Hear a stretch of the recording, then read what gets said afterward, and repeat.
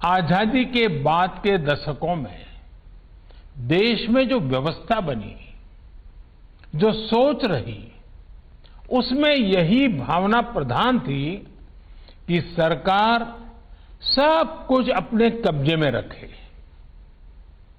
तब की सरकारों ने मैक्सिमम कंट्रोल अपने पास रखे और इस वजह से सिस्टम में अनेक प्रकार की गलत प्रवृत्तियों ने जन्म ले लिया।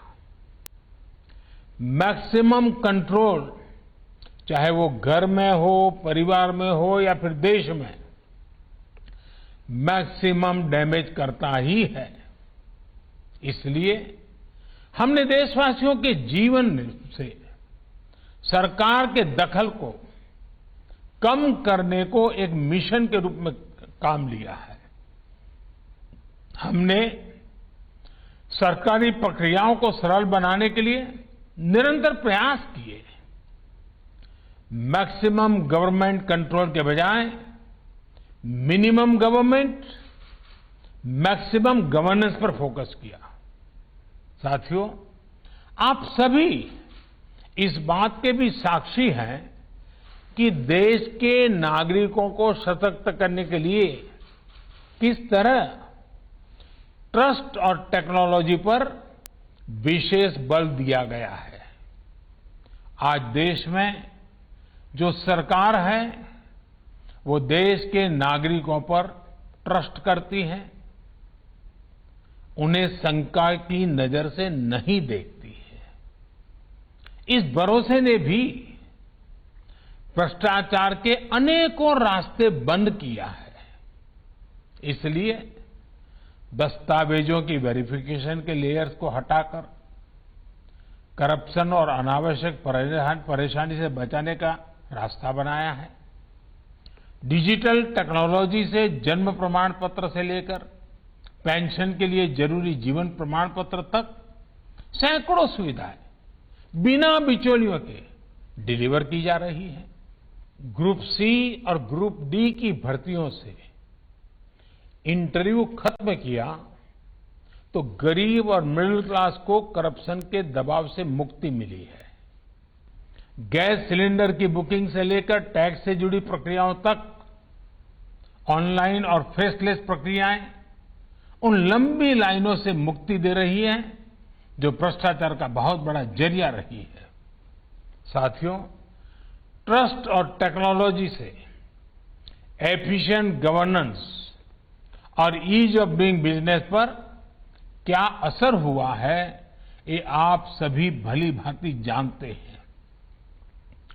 परमिशन और कंप्लायंस के नाम पर, बिजनेस को शुरू करने और बंद करने के नाम पर, बैंकों से लोन लेने या लोन को रफा दफा करने को लेकर जो कुछ भी अतीत में हुआ है, जो देश को नुकसान हुआ है, उसे अब ठीक किया जा रहा है।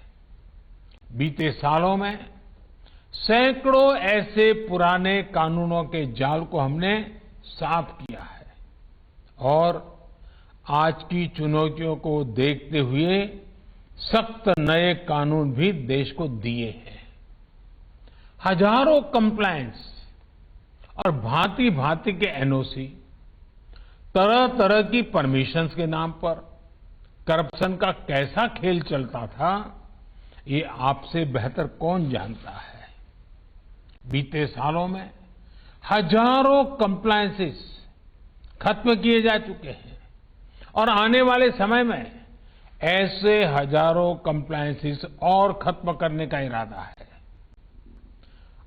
अधिकतर परमिशंस को फेसलेस किया जा चुका है और सेल्फ असेसमेंट, सेल्फ डिक्लेरेशन जैसी प्रक्रियाओं को बिजनेस के लिए भी प्रोत्साहित किया जा रहा है। जैम यानी गवर्नमेंट ई मार्केट प्लेस की वजह से सरकारी खरीद और ई टेंडरिंग में पारदर्शिता आई है, उलझनें कम हुई है। डिजिटल फुटप्रिंट ज्यादा से ज्यादा होने से इन्वेस्टिगेशन भी ज्यादा आसान और सुविधाजनक हो रहे हैं। हाल में लॉन्च किया गया पीएम गति शक्ति नेशनल मास्टर प्लान, इससे भी डिसीजन मेकिंग से जुड़ी अनेक मुश्किलें समाप्त होने वाली हैं। साथियों, जब हम ट्रस्ट और टेक्नोलॉजी के दौर में आगे बढ़ रहे हैं तो आप सभी साथियों, आप जैसे कर्मयोगियों पर देश का ट्रस्ट भी उतना ही अहम है।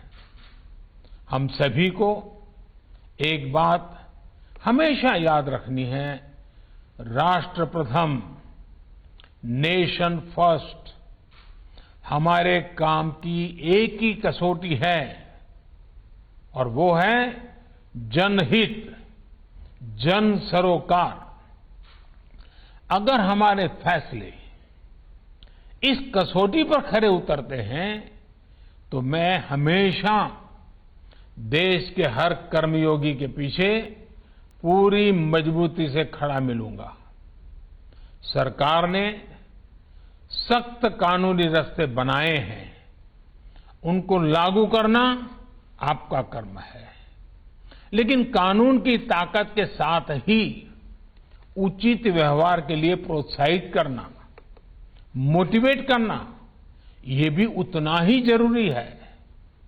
साथियों, आमतौर पर आपका काम तब शुरू होता है जब कोई घोटाला, भ्रष्टाचार, अनियमितता हो जाती है। मैं आपसे एक और विचार साझा करना चाहता हूं। ऐसा क्यों नहीं हो सकता कि हम प्रिवेंटिव विजिलेंस पर काम करें? अगर हम सतर्क हैं, अलर्ट है, तो ये काम आसानी से किया जा सकता है। आप तकनीक का, अपने अनुभव का सहारा लेकर इस व्यवस्था को और मजबूत कर सकते हैं। प्रिवेंटिव विजिलेंस के लिए सतर्कता, तकनीक के साथ ही प्रक्रिया में सरलता, स्पष्टता, ट्रांसपेरेंसी, इसे लाकर हम कई बड़े बदलाव ला सकते हैं। आज देश में कई सरकारी विभाग, बैंक, पीएसयू, वित्तीय संस्थान प्रिवेंटिव विजिलेंस की दिशा में कई महत्वपूर्ण काम कर रहे हैं। हम सभी ने अपने घरों में अनेक बार सुना है, prevention is better than cure. आप कोशिश करें कि प्रिवेंटिव विजिलेंस आपकी कार्य प्रणाली का हिस्सा बने। इससे एक तो आपका काम आसान होगा, दूसरा देश के समय, संसाधन, शक्ति को बचाया जा सकेगा।